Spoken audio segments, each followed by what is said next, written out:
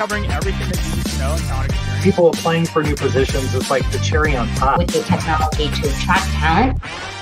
Recruiters always know their best talent. The AI just wants to use that information. Inclusion efforts across the organization. Tell me what it's like to work through associate story. Interviews with leaders in the industry. Talk about what's new in HR tech. What are the hot topics? We're here every week, folks. Weekly look at the latest and greatest topics in HR.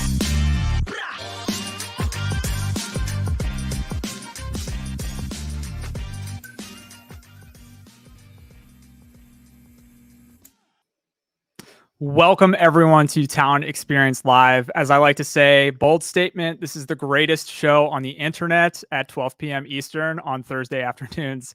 You'll be hard-pressed to find a better show on the internet at this time.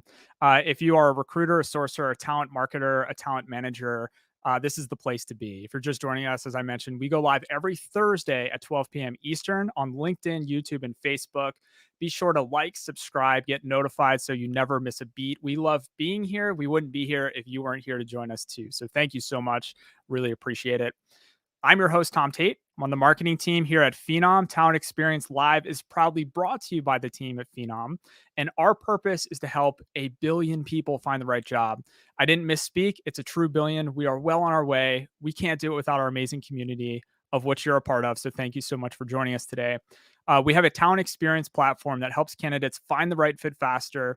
It helps employees evolve in their current role and beyond. It helps recruiters achieve some of that next level productivity and efficiency. And it helps managers build better teams with data, analytics, and automation.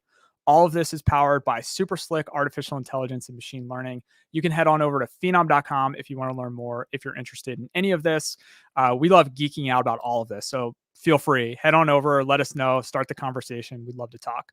I want to give a shout out to everyone in the chat today. Let me know who you are, where you're from, what you do. This is a good opportunity to connect with each other. Sometimes maybe you're looking to add a few folks to your network that are specialists in certain areas.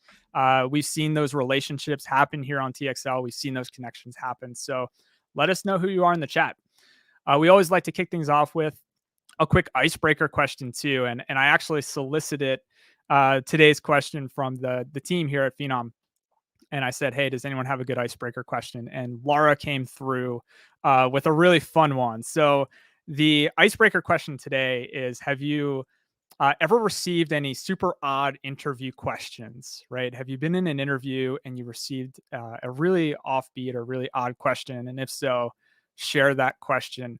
And this started a really great dialogue. And Maggie on our team said that she was once in an interview and she was asked, if you were a kitchen gadget, which one would you be? I love that, right? If you were a kitchen gadget, which one would you be? Ashley, senior recruiter at Manpower Group. Ashley, welcome. Happy to have you. Everybody shout out. Let me know who you are, where you're from. And let me know, answer to the icebreaker question. Do you have any odd interview questions? Or if you don't have any odd interview questions, why don't we just take Maggie's question and just let me know, if you were a kitchen gadget, which gadget would you be? That'd be really awesome. I'm going to have to go with a Nespresso machine because our Nespresso has been really the star of the show the past couple of months here, especially with my kids being home. We've gotten a lot of use out of that Nespresso, just to get that extra jolt. Valerie mentions, what makes you not normal? Never know just how honest to be with that question. Yes, I have too many not normals to list, Valerie, so I appreciate that as well. Awesome. So share. Love to hear it.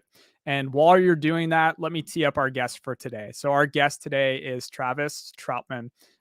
Travis is the Senior Director of Talent Acquisition and HRIS at KinderCare Education.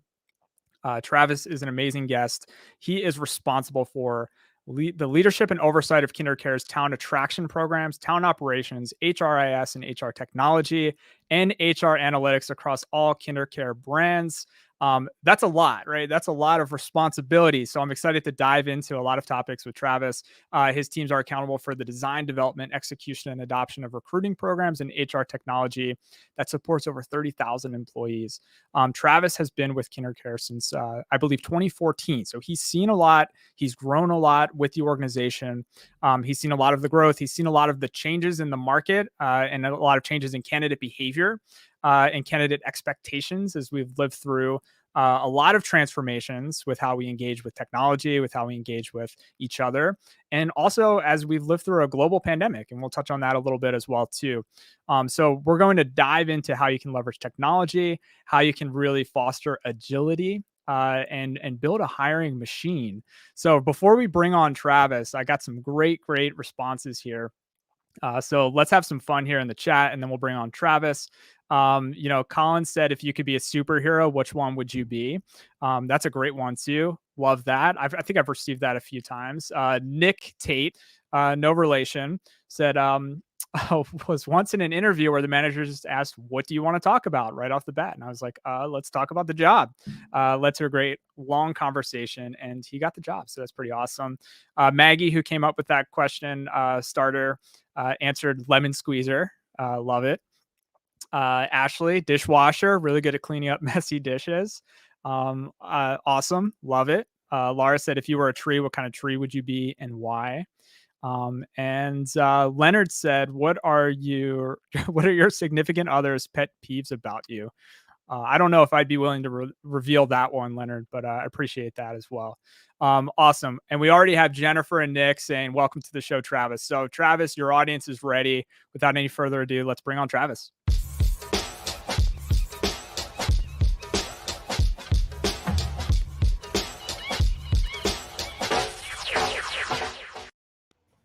Hey, Travis, how are you? Hey, good. Thanks for having me on, Tom. Appreciate it. I'm excited to have you on. Typically we don't let our guests get away with skipping the icebreaker question. So I will give you the option. Is there an interesting question or an offbeat question that you've received in an interview, or maybe you've asked in an interview? Sure. And if you don't have an answer for that, what kind of kitchen gadget would you be? I'll go with the first one. Never been asked personally, but I think we've all had these oddball ones in our time in recruiting. I had a call center manager I was working with one time who was really attached to a question about, it's kind of similar. It was about a bar of soap. Wanted to have an answer from candidates around what sort of, what scent they would be if they were a bar of soap. And it was this, there was some interesting thought process around the creative thinking and how quick people could respond. I was just like, that's sweet, but we're not doing that anymore. Yeah. That makes me think of another one. I heard someone ask, if you were any Yankee Candle flavor or scent, what would you be? And you had to kind of list off the name of those very creative names of Yankee candles. Yeah. Awesome. So before we get started, I just want our audience to kind of get an understanding of who you are, what you do, maybe a little bit about KinderCare as well. We always like to say here at Talent Experience Live, when you're in second, third, fourth grade, you don't really have aspirations of going into HR. It's not really the thing to do, right? When I grow up, I want to be in HR. So how did you find your way into HR? Why don't you share a little bit about your journey to KinderCare? Sure. Yeah, of course. Yeah. And by the way, I think the only acceptable answer here is that I just fell into it. I'm sure that's what you get probably 99% of the time. I should stick with it. But, no, I actually, one of the anomalies that studied HR a little bit way back in the day, it was a concentration as part of my undergraduate degree program. So there was actually a little bit of an intentional focus on it. I will say struggled a little bit with maybe the finding my way into HR. I'd probably want to say I'm still breaking my way into HR. I've definitely gravitated toward the talent acquisition side and the systems, some of the data pieces. But anyway, no, it's been great so far. I got my first job out of school with a little company called HSBC in more of a rotational style program, working through various HR, components. And that's how I stumbled into recruiting. So there was still a little bit of I just kind of wandered into it and found my way and have been in love with it ever since. So it sounds to me, just in our brief conversations, your passions really align well with what you're currently doing at KinderCare, right? You're doing a lot of interesting things, and it seems like you're super passionate about all those different things. So why don't you share kind of what your current role is at KinderCare, what you're responsible for? I mentioned a little bit up front, but in your own words, what are your main objectives, and what are you responsible for at KinderCare? Yeah, of course. And just so, we've got a pretty, prominent name brand, but just to put it out there, to KinderCare Learning Companies, to describe it, we're America's largest provider, a private provider of early childhood learning experiences. So we're national, we're in 40 plus states, lots of employees, lots of families that are in our care every day.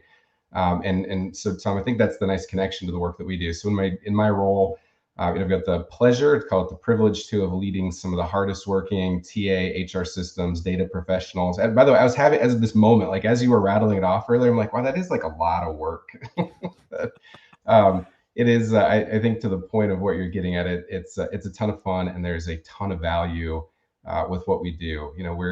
We're supporting hiring in this company anywhere from corporate and executive to cooks to teachers to drivers, anything in between.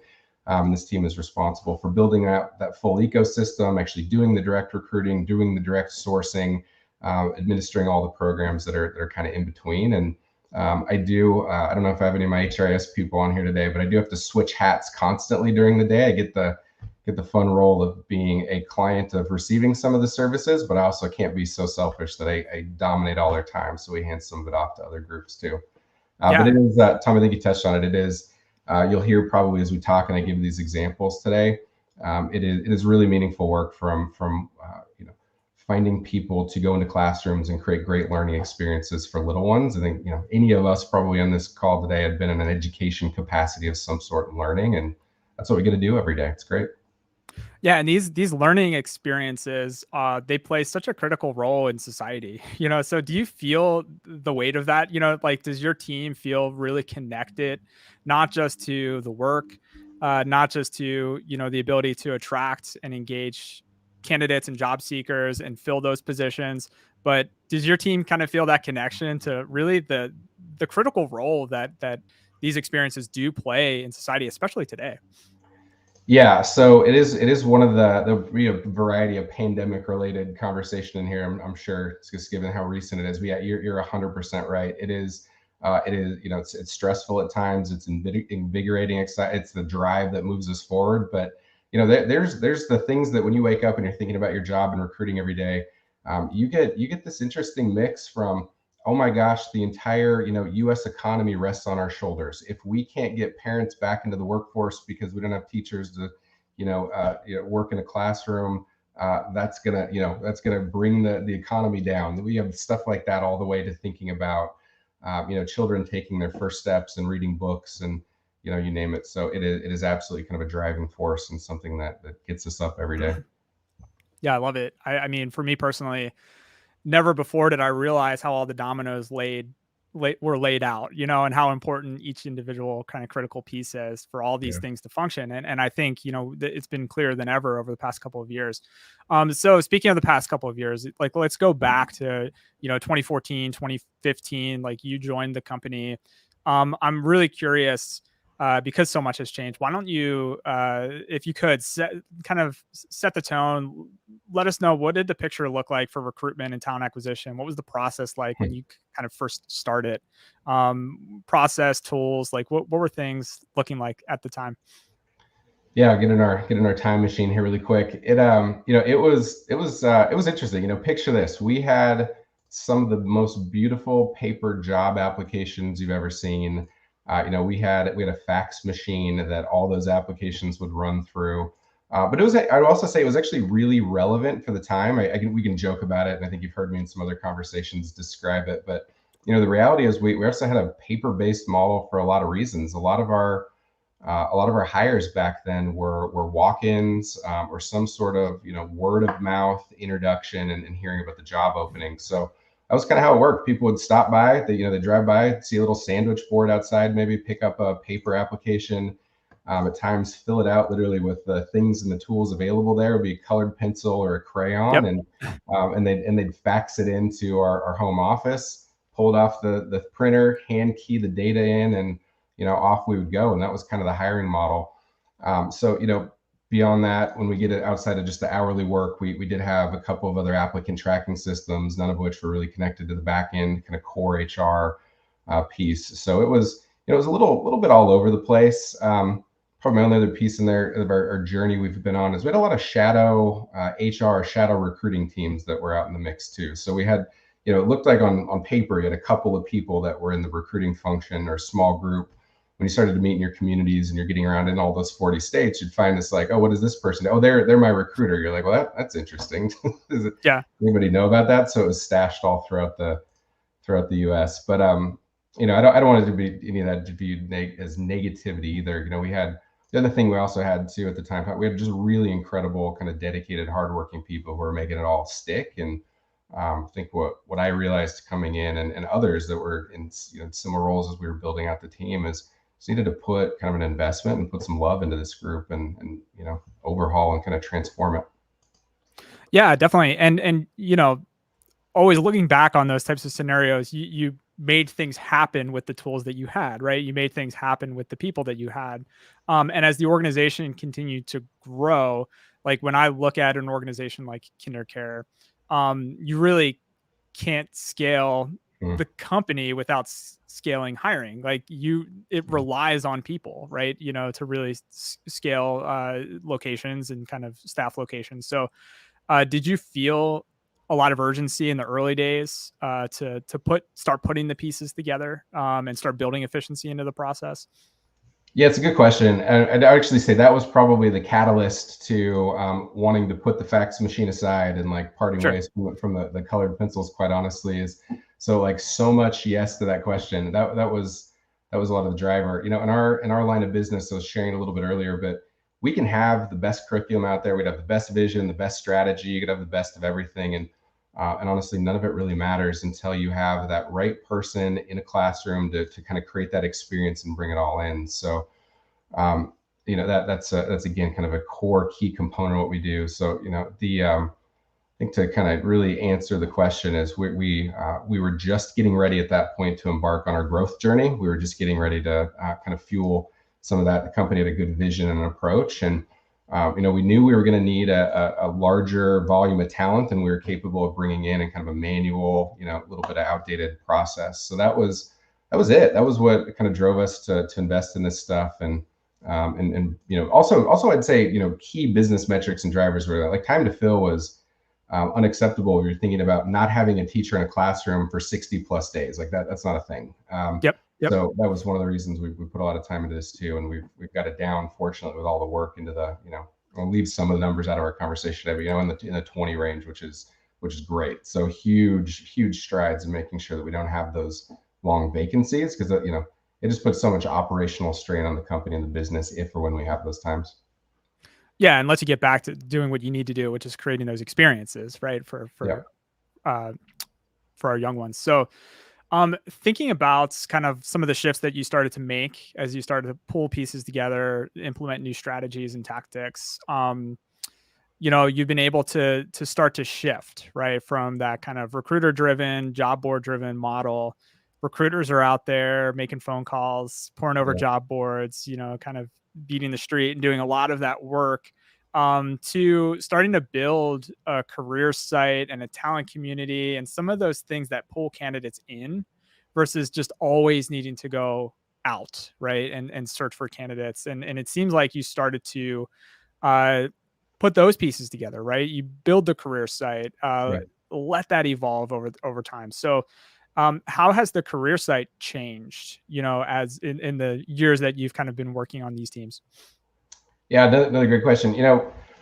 I'll get to the answer probably ultimately here, but I think give you a little context and backdrop. Tom, we feel fortunate enough. We started traveling to our communities again and started visiting teachers, visiting our center directors. Obviously COVID put the brakes on that for a while.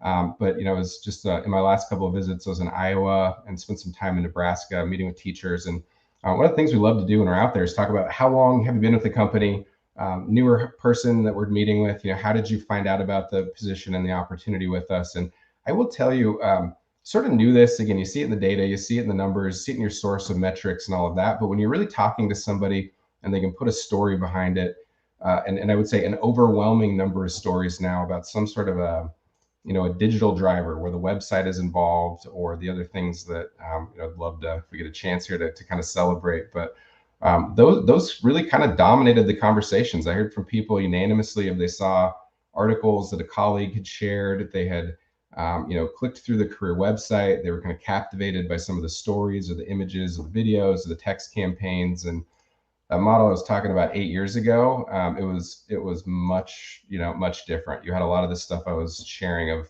I walked in, or as I was walking by, I decided to kind of ask for an application, or A recruiter reached out to me, a former boss called me up. All really great things, but kind of back to my earlier comment, like those aren't, like, I can't scale more walk-in traffic. I can't Sure. change traffic patterns to get more people to drive by. So I think to honestly, Tom, to answer your question and say, how do we get here and how's it evolved? We focused on getting all those foundational pieces in, like core applicant tracking system, career website to visualize all this stuff, all the other advertising and programmatic pieces to start to share the jobs and distribute it. So that was a little bit of the journey. I think to take it a little bit further and how things have evolved too. Those early days for us, first couple of years, and again, it's like a whole group of people. A little bit of my vision, other executives, the team that's built it. From there, we had to we had to put the why behind it. We were getting the hey, we have all these openings. That's pretty cool. But then adding in the so why should you consider them, and why should you actually consider these career paths? I put a lot of that into the evolution, specifically of the website, but a lot of the other tools that we're using too. So real quick, and I can't get too far into this because I saw his face literally flash up as we were doing the opening. I'm hoping Derek's out there. You'll probably see him in chat somewhere. I'll give a shout out to Derek too. We were sitting in a room on a back of a napkin at times, sometime mapping this thing out. I just have to say, it's been super fun building this out with the team, and it was cool. I had this oh yeah, there's Derek's face. We gotta at least need to give him a shout out. Oh, definitely shout out to Derek, friend of the show. He's been on maybe even a couple times at this point. Yeah, Derek is awesome. And I think Derek, I think when he was on, he was talking about events, right? We were really diving into a lot of the events that KinderCare was doing at the time. So thinking through kind of the evolution of the career site, and also you mentioned these other things that were happening, programmatic campaigns that were happening, email, SMS. It seems like you really took an omni-channel approach, right? So even the walk-ins, right? Everything, nothing happens in a vacuum, So if somebody does walk in or they drive by and that's how they learn about an opportunity, then they might go to the website to learn more, right? And then you want to be able to continue to tell that story. So I'd love to dive into some of the omni-channel experiences that you've begun to create. So with email and SMS, I know that you've been experimenting with those. Can you share a little bit about your email and SMS strategy to date, and kind of how things are going with that? Yeah, absolutely. Love to cover all that. Email and SMS, I'd say, have been a really important part, and in a couple of ways. And I, pretty simple person. I break it into a few buckets. We've generated people that we need to keep engaged, and we also need to create more candidate traffic. So one thing, Tom, I'd say anywhere I've been, not just KinderCare, but at the bank and the credit industry, you name it. I've always found this interesting thing: good economy, bad economy. It really doesn't matter. And I hate to get controversial here, but we always produce more candidates than we have available jobs, right? It's just this thing where you generate more people than you have openings. That, by the way, is not implying that hiring is easy. This is the craziest time any of us have ever seen. It's nuts out there. There is no sort of overabundance of people to consider, but just by sheer numbers, you look at the data, it's typically kind of how it maps out. There's more people than the openings, and to get to email and SMS, one way that we do that is, I'll say here and in other places, I always find that there can be this mismatch that leads to that outcome of it's either there's something with skills, could be timing, could be runner-up candidates that were close but not quite there. It could be that people declined you in the process and they're not interested now, but you kind of want to keep in touch with them because you loved them and hope that they loved you a little bit more. That is one of the areas where email, SMS play a really incredible role for us. And I'd say as a recruiting leader, we're spending money on generating that traffic in some way. It's either people hours to put the stuff together, it's programmatic spend, you name it. And when we've generated that traffic, I want to make sure we're doing everything possible to kind of maximize that and put it to use. So that is one of the ways that we do email campaigns. We do text campaigns. There's many different forms of it, but we have a talent assessment process. And sometimes when people think they're interested, start the apply process, hit that wall of either logins or needing to complete a talent assessment, we can extract and pick that stuff up and send a reminder of hey, we know you were interested for a little bit. We don't know what happened, but here's some stuff, videos, images, whatever, to try to encourage and move people along. So it plays a really, really great role for us there. I think there's a couple other pieces to it on like the generation side of getting new leads. But, by and large, like there's a lot of just kind of harvesting of what we've already got that helps support too. I think that's really important in respecting kind of the individual journeys of each candidate. Not every candidate's going to be ready for the role at that specific time for any number of personal reasons. And it like a no is not always never. It might just be not now, right? And I think that it's so important to be able to maintain that. While you were responding to that, we did get quick shout out from Derek. He is in the audience. Derek, thank you. Dream team. Travis and I built from the ground up. Love it. Derek, thanks for joining us today. Really appreciate it. So yeah, I think that, speaking about meeting candidates where they are, candidates going through their own personal situations and personal journeys, and needing to understand that, respond to that, and kind of be able to communicate with candidates in a way that's still connecting with them.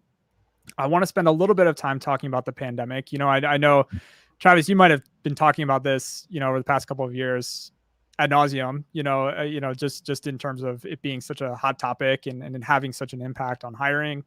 But I think it's so important for us to think about it. The pandemic's impact on childcare, your whole organization has probably had to respond super rapidly to all these different changes that were happening. So when we use agility as marketers, I'm a marketer. When I use agility, I run the risk of it being a buzzword, like agility. But it is not a buzzword with KinderCare. You really had to, sink or swim. You had to develop and embrace agility to thrive. So we talked a little bit about this when you and I kind of had a pre-call. I'm curious, and this is a very broad question, but how have the challenges of the past 2 years really shaped your team? Like, how has it forced you to really rethink how you do things? Yeah, great question. And you're exactly right. I think there's actually two maybe parts when you look at potential headwinds in this. There's or roadblocks. I think HR. You don't always like HR equals agility. Like some places maybe, but not like generally. I think if you ask a friend or some clients, similar with education, like education agility, don't always add up. But good news is KinderCare is a very quick, nimble, agile company in general, which helps a bit here. But specifically on the pandemic, you look at the impact of pandemic on business overall, and you look at it on education in particular. I think calling it having been impacted would be an understatement for sure. And I will say, quick plug, company leadership and my team and our field representatives and everybody out there, they've done so much to adapt and roll and figure this out, and frankly lead the charge through it. So it's been really impressive, and I think very inspiring, and a lot of positive energy for us to kind of feed off of. But from there, I would say when we're comparing, like, how do we stay agile from recruiting approach and staffing to that, a couple of things that we've been really successful with, and probably a key takeaway I'd love anybody listening here and kind of put in play and adapt and evolve with. One of the things is we get calls from other friends and colleagues as we're comparing notes. As you can see it on this call today, there's a lot of information sharing that happens. We find, I'd say the key theme of when we find people are struggling a bit at times through the last couple of years is, not necessarily shifting an approach of, like, it's the classic, like, what's always worked isn't necessarily going to take you forward. And that was one of the key pieces that I love that this team has kind of done. So frankly, we threw out the playbook for hiring in the first couple of months of the pandemic, and there's a big chunk of this where we just started all over. So one of the examples that's coming to mind at the moment is, think of those like early days of the pandemic. We're already in a low unemployment rate, right? Like tons of jobs that were posted everywhere, and those were sitting out there, and all of a sudden people were out of work, a lot of retail and other folks. So they're like applying for these jobs and they're never hearing back. Well, you had this interesting thing of, like, all the jobs are posted, recruiting teams might not have been in place anymore. People started to need work, and when you're kind of touching on it earlier, but like when there's any ghosting of candidates, or if you're not following up and responding on them, one of the kind of quick, nimble things I'd say that we put out, and it's kind of funny to joke about now because was doing it, but we were one of the first to lead it, is putting, just things like now hiring, or hiring urgently, or actively hiring. So in a couple of months, we realized, like, we got to cut through the noise of, like, there's all these ghost positions. We actually need people, and starting to, make sure that we could highlight that. Well, fast forward a couple of months, all of a sudden, this whole world switched, and there's Yeah. tons of jobs that are actually active and that people are getting hired for. So we needed something else to stand out. It was also around the time that we're getting new guidance on like, how to distance yourself. Like everything in the news was stay 3 feet, 6 feet, 400 feet away from other human beings. And we're having this, well, guess what? Like our business is a care-based model where we need people working in direct contact with other human beings. Like, what do we, that's a narrative in somebody's head that we're all talking about. How do we do something around that? And so, Tom, that was the time we started putting in, our messaging around our health and safety practices, and essentially, appealing to, you can come to work and be safe and healthy with all these protocols we've put in place. Again, probably my last one on it, but fast forward a couple of months after that, big key theme that's popping up is a lot of folks, and I touched on earlier, that you are as a parent, a working parent, you're also a teacher because schools are closed and it's starting to ramp back up again, and schools have figured out how to do online and distance learning. So, boom, another idea was born.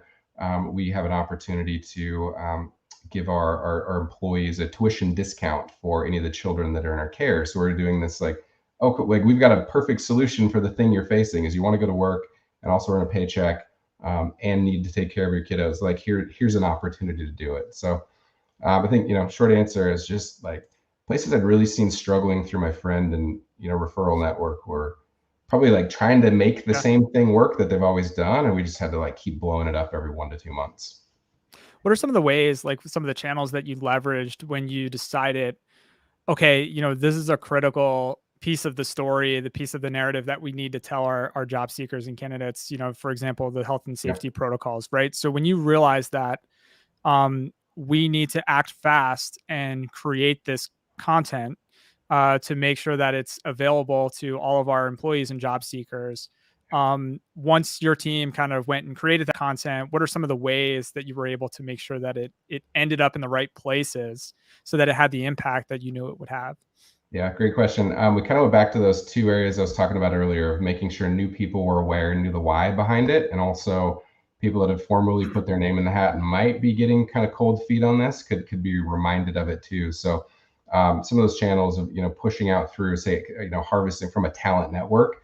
I think that was around the time we really started to double our efforts on more of like a monthly news update or monthly newsletter, getting things into the hands of but I think an interesting point of that too is it wasn't coming from Travis or wasn't coming from just KinderCare. Like we're using real employees that were really in those jobs, really facing those things with their, photos and the narrative and the stories around it. So, we used talent networks, we used email, text channels, we used blog posts outside of kind of Phenom or applicant tracking system platforms too. We have some partner networks that will also post these things on that are designed to share kind of day in the life of and what it's like. So I think like a lot of people that are probably in your world here using the same stuff, videos, images, personalized content goes a really long way. And that's some of our most engaging, kind of highest response rate stuff. Yeah, I just wanted to dig into some of the channels because I see a lot of that content just hit the career site, in some subpage, which is buried in the navigation. And then that great content just kind of fades away, right? It never really gets to the job seeker, so pretty awesome to see the different areas that you were able to push. Well, one quick point. Sorry, what's interesting too, that's like sometimes as we're talking to people around it, they're like, oh, I don't have a team that can go build this for me, or I don't have, the money to invest in. I would say 9 times out of 10, and it's a good reminder for us because we need to keep telling ourselves this, but companies do typically have, PR teams or internal communication teams. There's like an internal newsletter to employees, or there's stuff like those are amazing sources to just pull. Like companies already creating it for a certain audience. Sometimes you can just make a couple tweaks, updates, edits, and within 5 minutes you can have the thing that's now ready to go and distribute to a candidate, just with maybe getting the jargon out and some internal stuff. So it's if anybody's in the like, that'd be really cool to do, but I don't have money for it. Like you might already have it. You just there's a way to kind of repurpose it. That's really interesting. Do you think kind of going through the pandemic and a lot of the rapid changes that required you to be nimble and agile, did that bring you closer to those other teams? Or were you already kind of, in close relationship with, PR and marketing and comms and other areas?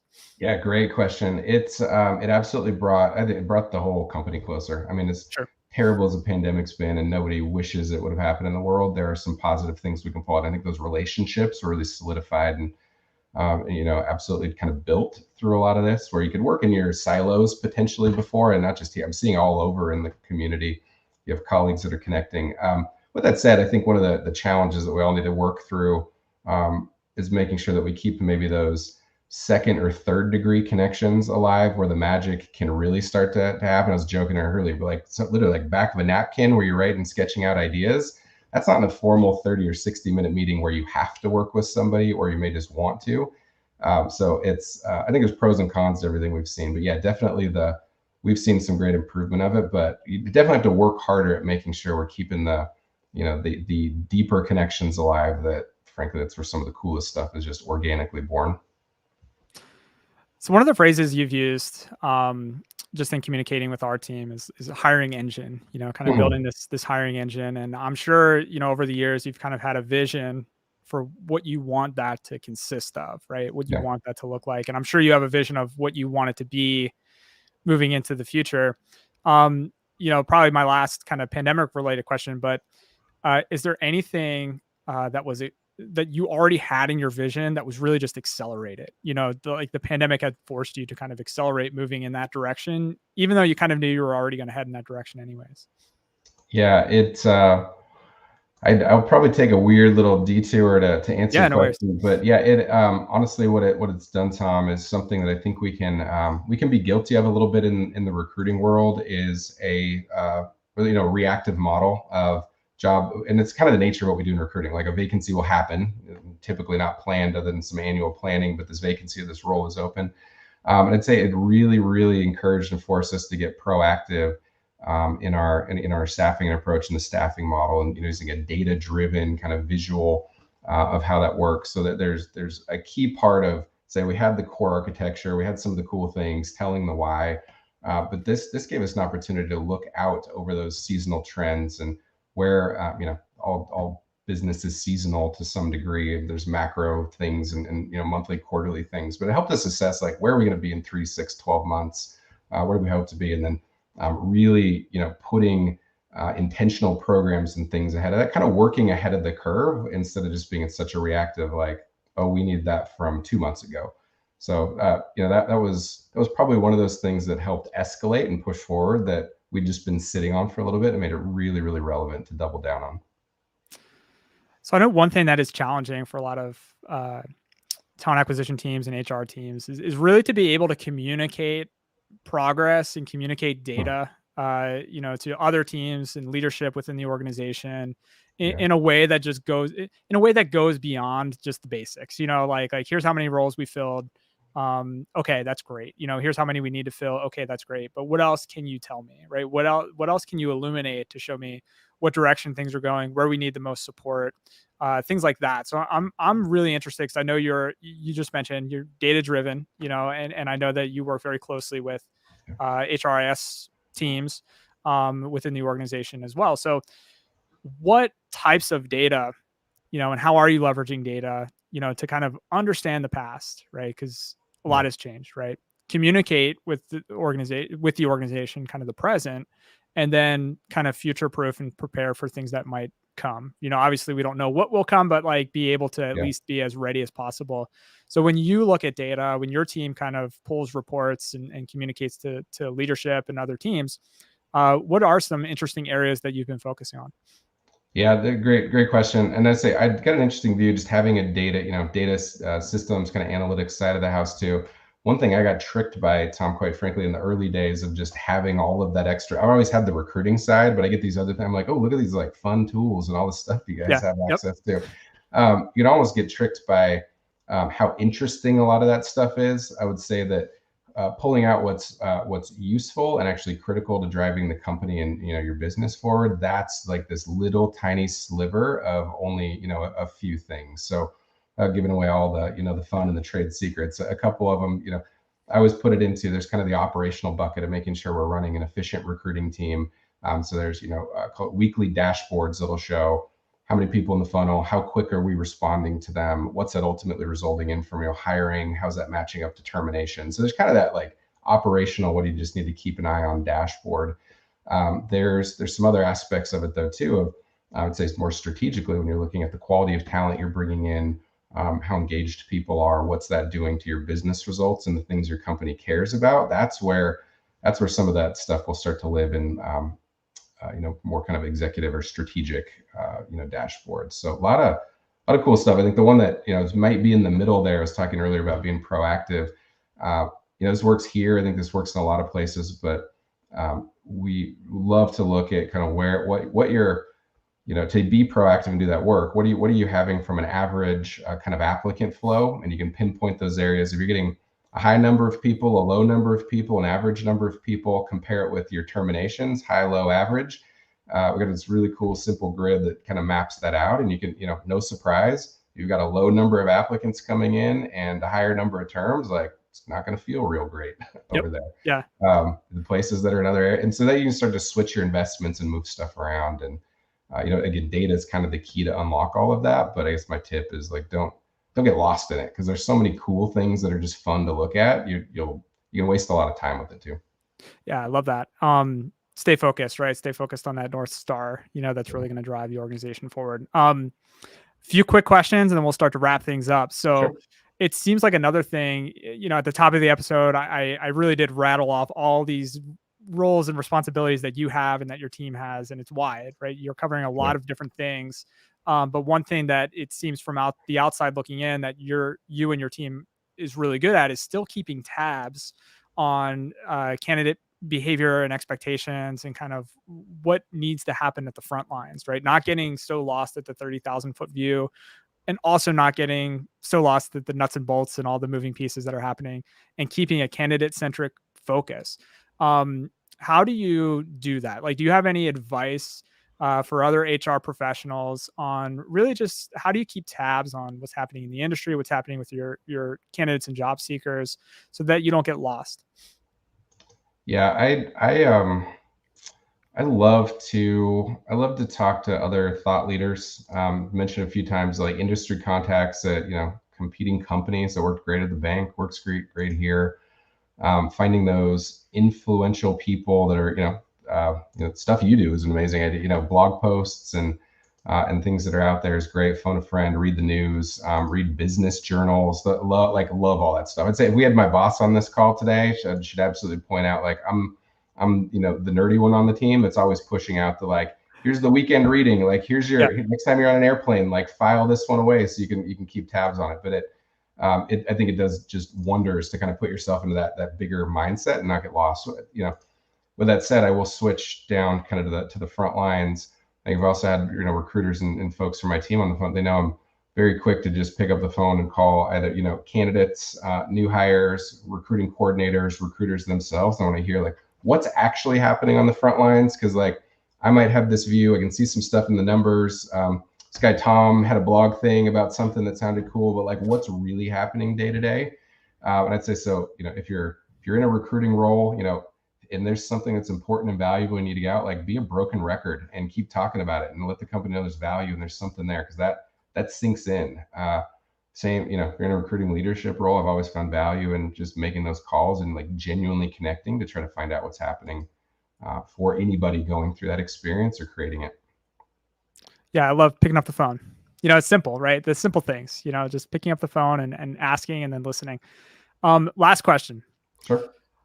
What are you most proud of, right? So you've had a pretty good run, so far at KinderCare. You've been there since 2014. You've worked through some challenging times. Is there anything, whether it's a campaign or, strategy that you've been able to fully realize with the team? If you can pick anything, is there something that you are particularly proud of, that you and the team has accomplished? Yeah. So we got another 15 minutes. Let's right. Fill 2 more hours. Sure. First of all, I have to mention the drive from the team to work through everything that they've worked through in the last couple of years is just wholeheartedly I love everything about that. So first and foremost, I got to bring up the team and just the company for leading through it. Tom, I will probably tie it in with I love the, the headline of like a hiring machine. And I think anytime you talk to a company over the last couple of years, you hear this common reference around it. I think what I don't want to mislead, and I'll probably leave this on the, from the call to make sure I'm very, very clear, is this machine is, it's essentially, it's a way of thinking. It's an engaged leadership team that seems talent is everybody's responsibility, not just TAs, but field leaders, other employees in the company, executives, you name it, knowing that people are like this critical component of your organization and that needs to be celebrated and invested in. That's kind of the, that is the I don't know, maybe like what drives and fuels or brings that machine alive. All this other stuff we're talking about today, it enables it helps it go faster, helps drive quality, helps with diversity. There's all the stuff that I could talk about for days, a campaign or whatever that powers it. But that machine really runs on something else. And I'd say it's kind of the genuine love for people and the experience that you create. And just being really focused and kind of genuinely interested in that. I think that's what I'm most proud of, is we have a lot of that here. Yeah, and it's very evident. It's evident in your campaigns, in your career site. Valerie chimes in. Your team is one of the most dedicated, enthusiastic, dynamic, and progressive I've ever worked with. So we feel the energy. So thank you. It's a pleasure working with KinderCare, from the Phenom team to the KinderCare team. And I really appreciate you joining us today and kind of dropping some of the wisdom and kind of sharing some of your experiences and some of your advice for other leaders out there. Any final thoughts for the audience before we sign off? No, I think, Tom, I think just everybody take care of yourself. We know it's tough out there and you've been through a crazy couple of years. Just do whatever that is to keep well and keep going.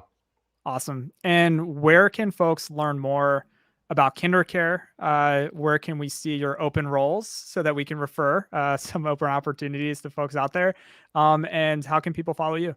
Absolutely. Yeah, we're on kcecareers.com, and you can find me on LinkedIn under Travis Trautman. Awesome. I think there's only a couple of us out there, so I should pop up pretty quick. Nice. Well, Travis, thank you so much. This has been an awesome conversation. Thank you for joining us. We'd love to continue the conversation as well, too. If you run any awesome campaigns, if you kick off anything new and exciting and you want an opportunity to talk through that, give us a shout. We'd always love to have you back.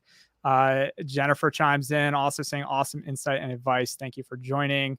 My colleague Nick is chiming in too, saying thank you for the awesome conversation. So Travis, have a fantastic continuation of your week. Have an awesome weekend. Enjoy the summer, and we'll keep in touch. Lovely. Thanks, Tom. Have a great day. See you. Take care. Bye-bye.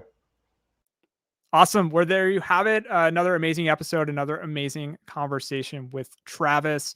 Again, covering a lot of ground. So if you joined in late, mid-episode, towards the end of the episode, be sure to catch the replay. A lot of awesome things. And be sure to share it with your team too. So if you have other team members, even if you're not directly in talent acquisition, share it with your TA teams, right? We'd love to get this content out there so we can continue these conversations, so we can help each other grow. I want to shout out our video producer, Justin Devitt. He's behind the scenes. He's pulling the strings, pressing all the buttons, helping things move smoothly. I also want to shout out Nick Tate, who we just heard from, my colleague on the Phenom team. No relation between Tom and Nick Tate, but he helped a ton preparing for this episode and all the coordination. So really appreciate it. Want to shout out everyone in the chat today. Sarah, Maggie, we got Jen, we have Nick, Valerie joining us today. Thank you, Valerie. Derek, of course, Dream Team, the other half of the Dream Team joining us today. Really appreciate that, Derek. We also had Leonard, Laura, Ashley. We had a lot of great folks joining us today. So thank you so much. I hope that all of you have a fantastic continuation to your week. Have an amazing weekend, and we will catch you next Thursday. We have an awesome episode with MZ Burning Glass. We're going to talk all about skills, and we're going to talk about how skills are really transforming in a lot of different markets for a lot of different jobs today. So if you're interested in skills and how that's evolving, join us next Thursday at noon Eastern on LinkedIn, YouTube, and Facebook. Thank you so much for your time and attention, and we will catch you on the next one.